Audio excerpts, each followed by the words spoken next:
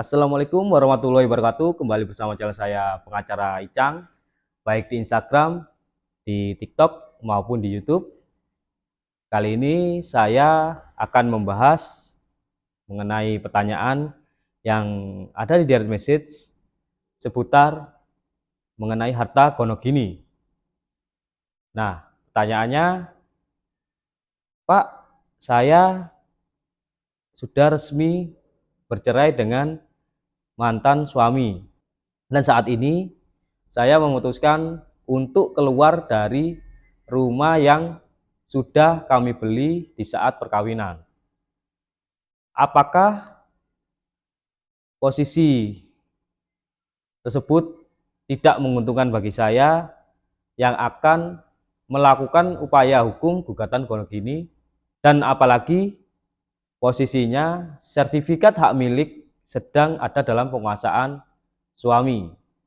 Jadi saya tidak memegang bukti apapun dan juga saya tidak sedang menguasai objek tersebut.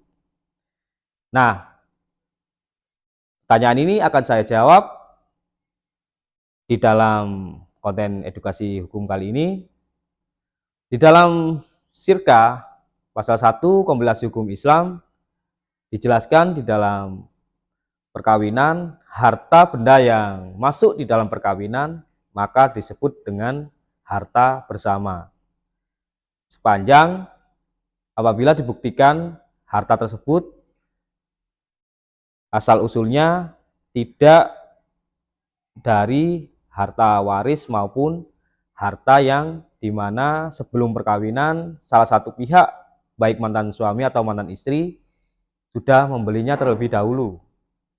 Sebagai contoh, apabila perkawinan di tahun 2019, salah satu pihak mantan suami atau mantan istri melakukan pembelian atau menerima hibah atau mendapatkan waris sebelum perkawinan, maka itu masuk di dalam harta bawaan yang sudah pernah saya jelaskan di dalam konten edukasi hukum yang saya berikan. Nah, bagaimana posisinya? Apakah menguntungkan ketika salah satu pihak, salah satu mantan pasangan, mantan suami atau mantan istri yang dimana tanah dan bangunan tersebut dibeli saat perkawinan namun tidak sedang menguasai, namun akan melakukan upaya hukum gugatan gonogini agar harta yang dimana adalah hak salah satu mantan suami maupun istri dapat memperoleh keadilan atau memperoleh hak-haknya.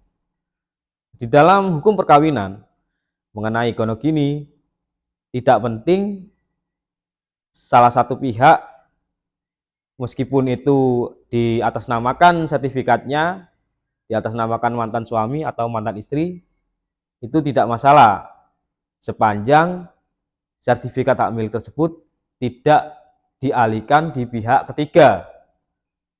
Apabila mantan suami atau mantan istri melakukan penjualan tanpa sepengetahuan atau izin dari salah satu pihak, maka hal tersebut tidak masuk dalam gugatan gonogini, namun sudah masuk di dalam perbuatan melawan hukum karena sudah melanggar ketentuan di dalam akad jual beli ketika saat perkawinan.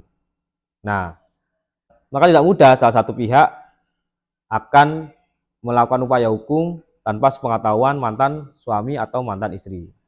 Nah, di sini saudari sebagai mantan istri bisa mengajukan gugatan gonogini dengan kronologis gugatan yang jelas dan disiapkan saksi-saksi yang mengetahui riwayat tanah dan bangunan tersebut dibeli di saat perkawinan. Karena di dalam hukum kita mengenal siapa yang mendalilkan, dia akan membuktikan.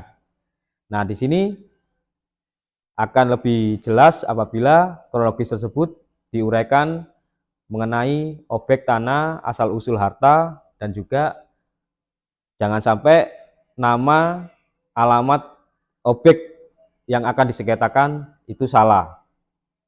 Nah, sekian penjelasan dari saya. Terima kasih atas pertanyaannya. Saya akan mengulas mengenai edukasi hukum selanjutnya di konten saya, baik di Instagram, di TikTok, maupun di YouTube, pengacara Icang.